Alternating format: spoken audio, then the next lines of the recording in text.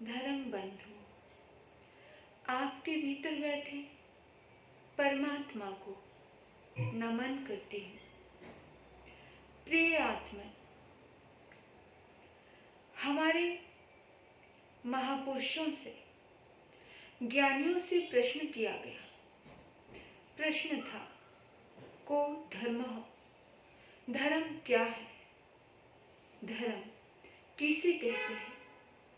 इस बात पे बहुत सारी चर्चाएं हुई हैं, बड़े बड़े भाषण हुए हैं। इस बात पर बहुत सारे लोगों ने बड़े बड़े ग्रंथ लिख डाले हैं, लेकिन एक छोटा सा प्रश्न है, धर्म क्या है? क्या हम कभी धर्म को समझ पाए हैं? क्या हमने कभी जाना है कि धर्म क्या है? धर्म से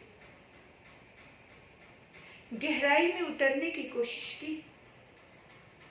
महान पुरुषों ने कहा, किसी का दर्द समझना, उस दर्द को दूर करने की हिम्मत दिखाना और उस दर्द को दूर कर देना ही धर्म है।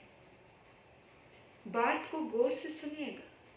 किसी का दर्द समझना, जब तक हम किसी के हम दर्द नहीं बनते, तब तक हम दर्द और दर्द हमसे जुदा नहीं होता। इस दुनिया में इतने महापुरुष आए, बुद्ध आए, महावीर आए, जीसस आए, सुकरात आए, 24 तीर्थंकर, राम, कृष्ण, अनेकों आ गए। उन्होंने यही सिखाया कि जब तक हम किसी के हम दर्द नहीं बनते, हम दर्द और दर्द हमसे जुदा नहीं होता। अगर कोई व्यक्ति अपने दर्द से जुदा होना चाहता है, उसे हम दर्द बनना पड़ेगा। लेकिन अफसोस है कि इंसान अपने दर्द से तो छुटकारा चाहता है, लेकिन दूसरे की दर्द की उसे कोई फिक्र नहीं है। लेकिन अगर किसी व्यक्ति को शिखर पर जाना है, अगर किसी इंसान को बुद्ध होना है, महावीर होना है, कृष्ण और राम होना है, जीसस होना है, तो उसे उसी राहों पर बढ़ना पड़ेगा जो किसी के दर्द को खत्म करते हैं। कौन कर सकता है किसी के दर्द को खत्म? जिसके दिल में दया होती है, जिसके दिल में करुणा होती है, जिसके मन में मोहब्बत का सैलाब होता है, वही खत्म कर सकता है दर्द को। मेरे बंधु, हमें सोचना है, विचार करना है कि क्या हम दयावान हैं? क्या हमें किसी दूसरे के दर्द से दर्द होता है, या हम ऐसे ही नजरें चुरा कर के निकल जाते हैं? विचार करो, देखो अपने आप को, सोचो, टटोलो अपने आप को कि क्या है हम? क्या हम धर्म को समझ पाए हैं? क्या हम धर्म की पहली सीढ़ी पर कदम रख पाए हैं? देखिएगा, सोचिएगा, विचार कीजिएगा। दयावान व्यक्ति के लिए सारा जगत अपना होता है, उसके लिए कोई पराया नहीं, सब अपने होते हैं। और जिसके दिल में करुणा नहीं, दया नहीं, उसके लिए अपना भी अपना नहीं होता। मेरे बंधुओं, उसके लिए अपना भी अपना नहीं होता। इस दुनिया में अनेकों इतिहास हैं, ऐसे बहुत सारे किस्से हैं कि भाई ने भाई को मार डाला, पुत्र ने पिता को मार डाला, क्योंकि दया नहीं थी, करुणा नहीं थी, धर्म से कोसों दूर थे। चंद सिक्कों के लिए, थोड़े से पैसे के लिए, थोड़ी सी चाहत के लिए, थोड़े से सुख के लिए इंसान ऐसा करता है। मेरे बंधु, जागो, करुणावान ही श्रेष्ठ व्यक्ति होता है। अपने दिल में करुणा का झरना बहाना। जो व्यक्ति करुणावान होता है वो आत्मा का उद्धार कर सकता है। जिस व्यक्ति के दिल में दया होती है वो अपनी आत्मा को शिखर पर लेकर जा सकता है। उसे मुक्ति जरूर मिलती है, उसके दुख दर्द संपूर्ण रूप से नष्ट हो जाते हैं, क्योंकि जो किसी को दुख देना नहीं जानता उसे कौन दुख दे सकता है? कोई भी नहीं।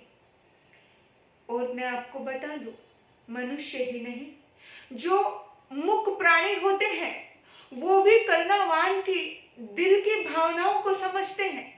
वो भी दयावान की भावनाओं की ओर आकर्षित होते हैं, उनकी ओर खींचे चले आते हैं।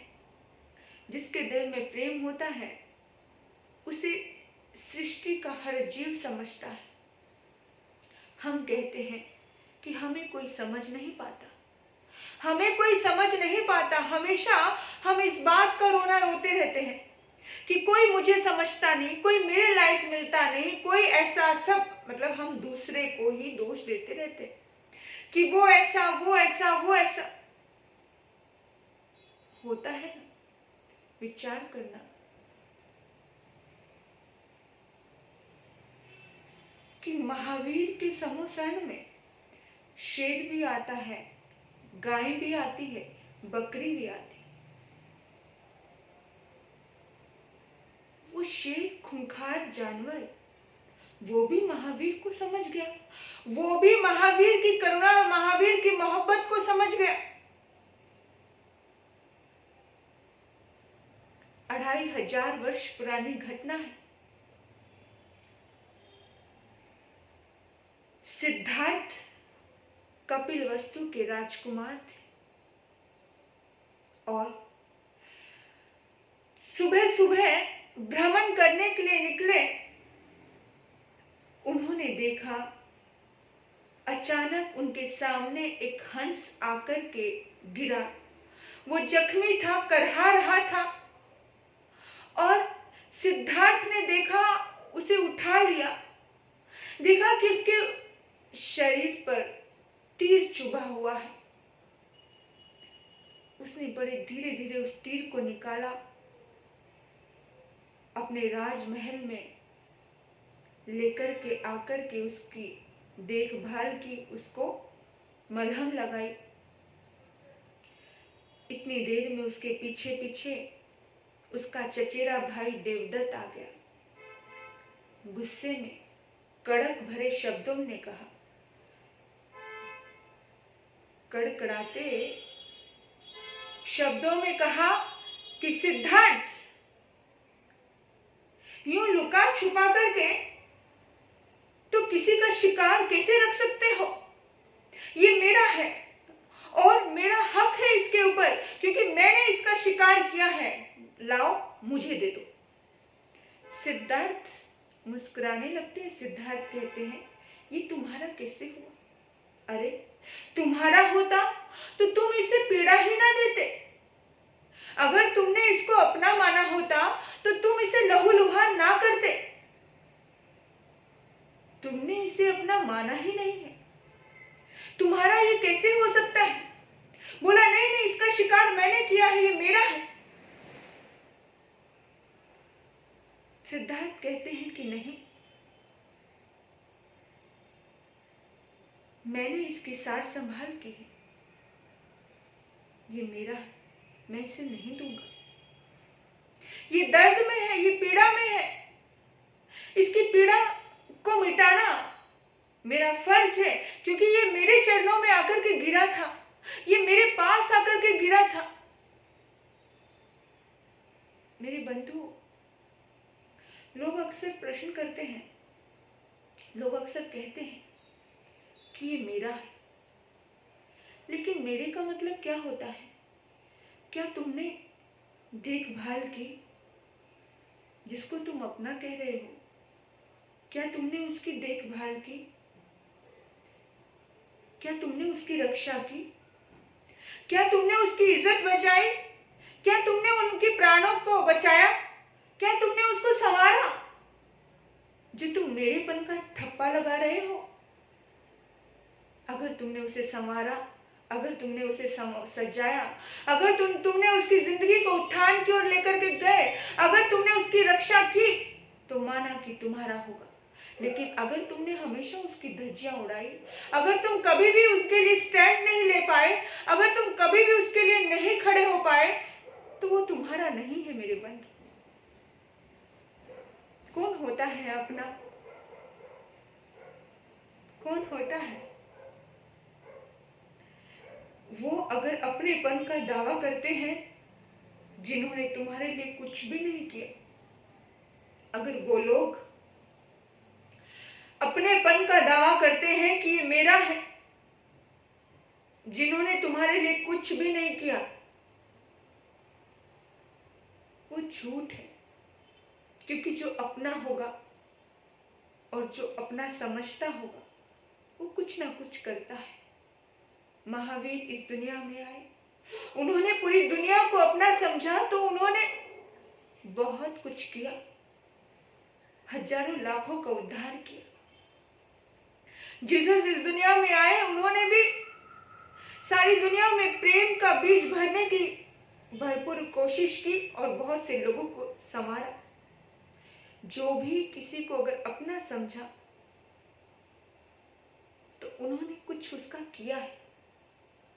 जिसने कुछ किया नहीं, जो सिर्फ अपने स्वार्थ में ही लिप्त रहे, उन्हें किसी को अपना कहने का हक नहीं होता। वो तो स्वार्थ है। शिकार फंस गया, अपनी इच्छाओं की पूर्ति के लिए शिकार किया और कह दिया अपना। मैं तो कहती हूं कभी कभी साधु सन्यासी भी ऐसा ही कहते हैं, ये मेरा शिष्य। मैं कभी कभी सोचती हूँ कि कोई किसी को शिष्य किस हक से कहता है? क्या उस शिष्य को संवारा? क्या उस शिष्य को बनाया? क्या उस शिष्य की रक्षा की? क्या उस शिष्य के लिए कुछ किया तुमने? या फिर मेरा वंश बढ़ जाए, नौकरानी मिल जाए काम करने के लिए, सिर्फ यही शिष्य है? आजकल तो सेवा करेगा इसीलिए शिष्य बनाया जाता है।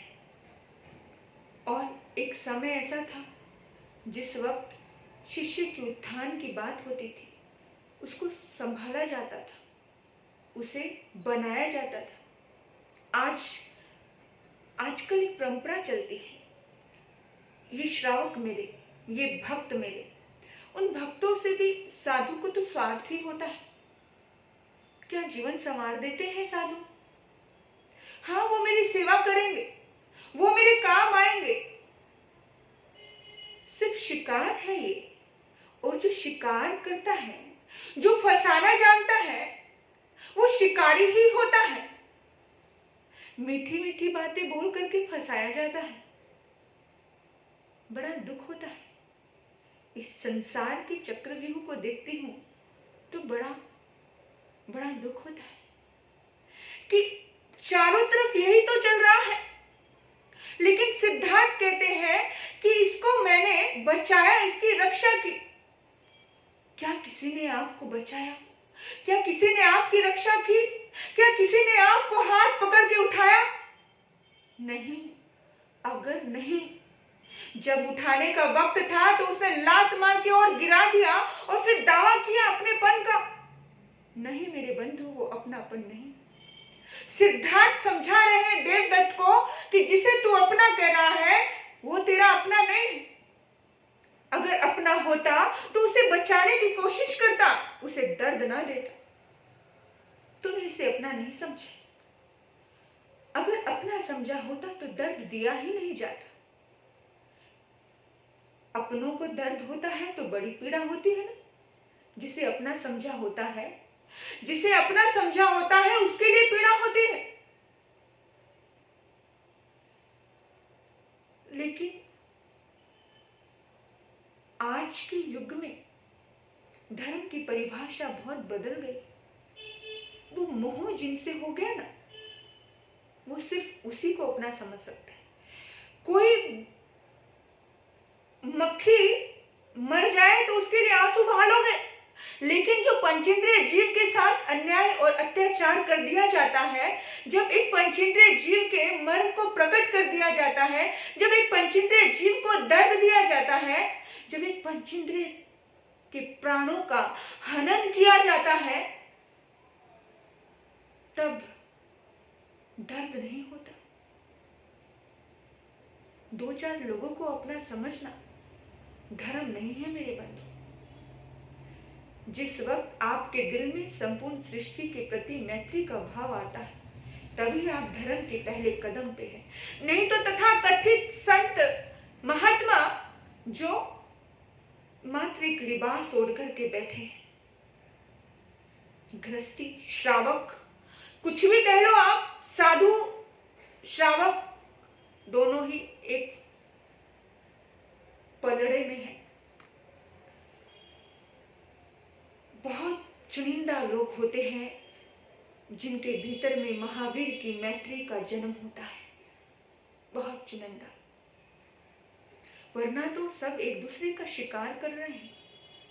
साधु सोचता है मेरे शिष्य बन जाए, व्यापारी सोचता है कि ग्राहक पट जाए। ग्राहक को पटाने के लिए भी तो उसको शिकारी ही तो बना रहे हो।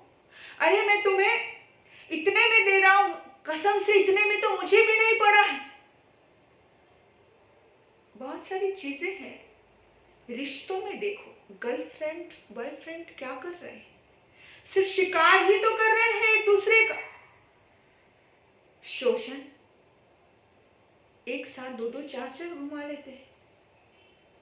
बड़ा दर्द होता है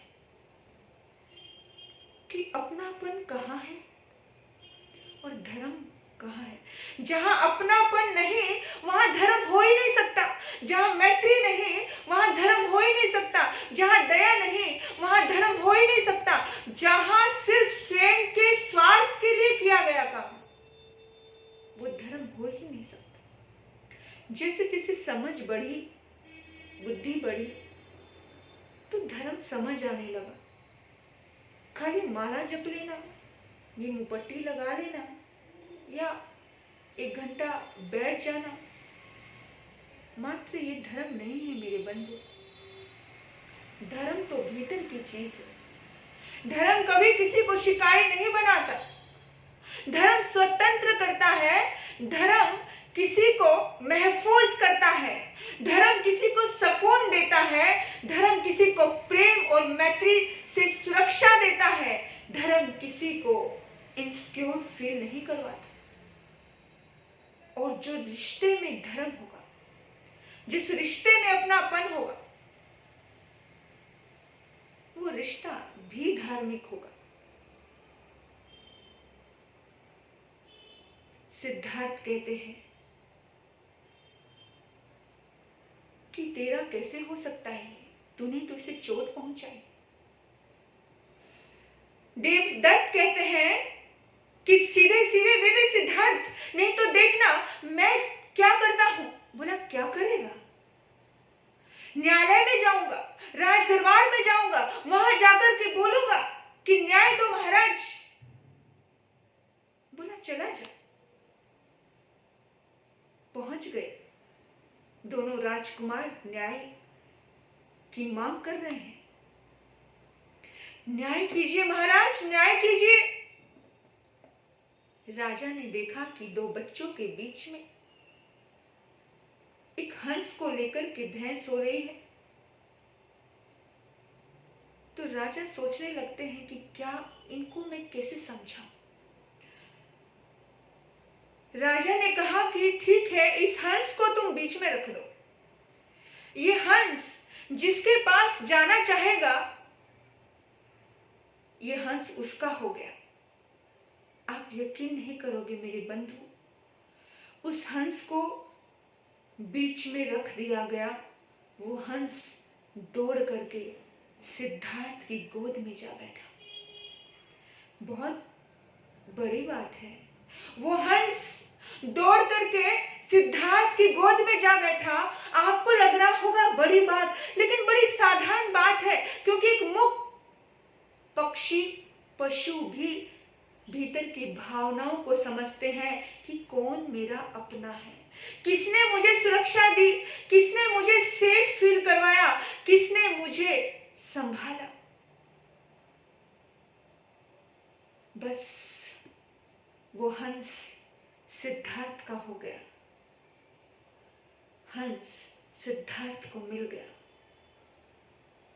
मेरे बंधु, बात बहुत गहरी है, अगर समझ आए तो बड़ी गहरी है। देवदत्त जो शिकारी होता है उसका मुंह इतना सा हो गया। शिकार करने वाला, किसी का फायदा उठाने वाला सोचे कि उसे बुद्धित्व मिल जाएगा, उसे सिद्धत्व मिल जाएगा, उसे सद्गति मिल जाएगी। नहीं मेरे बंधु, नहीं। वो इस दुनिया में 4 दिन की जिंदगी में दूसरे को धोखा देकर के, छल करके के खुश रह सकता है थोड़े टाइम के लिए, पर वो खुशी जिंदगी भर की नहीं होती है। 4 दिन की चांदनी, फिर अंधेरी रात, ऐसी हालत होती है। हंस तो उछलकर सिद्धार्थ की गोद में गया। हंस उसे ही मिलता है जो बचाना जानता है। धर्म रूपी हंस भी उसे मिलता है जिसके भीतर में दया है, करुणा है। उसी के जीवन में धर्म का प्रकटीकरण होता है। और आप जानते होंगे, वही सिद्धार्थ भविष्य के तथागत बुद्ध बनते हैं। वही छोटा सा बच्चा जिसने उस हंस को बचाया, आने वाले समय में वो पूरी दुनिया को बचाने का काम करते हैं। वो बुद्ध हो जाते हैं, वो सिद्ध हो जाते हैं, वो मुक्त हो जाते हैं। मेरे बंधु, धर्म इसे ही कहते हैं। जो किसी के राह में पड़े हुए कांटों को चुन ले, उसे कहा जाता है धर्म। जो किसी की राहों में फूल बिखेर दे, उसे कहा जाता है धर्म। जो किसी के जख्मों पर मलहम लगा दे, उसे कहा जाता है धर्म। जो किसी के आंसू को पोंछ दे, उसे कहा जाता है धर्म। पर आज के लोग जो धर्म का लिबास ओढ़ करके बैठे हैं, वो अपने भीतर में झांक कर देखें, क्या तुम्हारा कोई अपना है? क्या तुम मैत्री से परिपूर्ण हो? क्या तुम धार्मिक हो? क्या तुमने किसी की जिंदगी को संवारना जाना है या सिर्फ शिकार करना जाना है? विचार करना अपने भीतर में। किसी को पैमाना देने की जरूरत नहीं। हमारे भीतर में हमें झांकना है, हम कितने पानी में हैं। मेरे बंधु, धर्म में व्यक्ति करुणावान होता है, प्रेममय होता है, मोहब्बत से भरा होता है। हम सभी धर्म से परिपूर्ण बने, दयावान बने। इन्हीं मंगल भावनाओं से आप सभी को नवरात्रि की शुभकामनाएं देती हूँ। नवरात्रि चल रही है, शक्तियों का आप सभी आह्वान कर रहे होंगे, साधना कर रहे होंगे। आप सभी की साधना फलीभूत हो, आप सभी के भीतर में प्रेम प्रकटे, श्रद्धा प्रकटे, धर्म का बीज पनपे। इन्हीं सद्भाव से आपने मुझे सुना। आपके भीतर बैठे परमात्मा को नमन करती हूँ। ओम शांति, ओम शांति।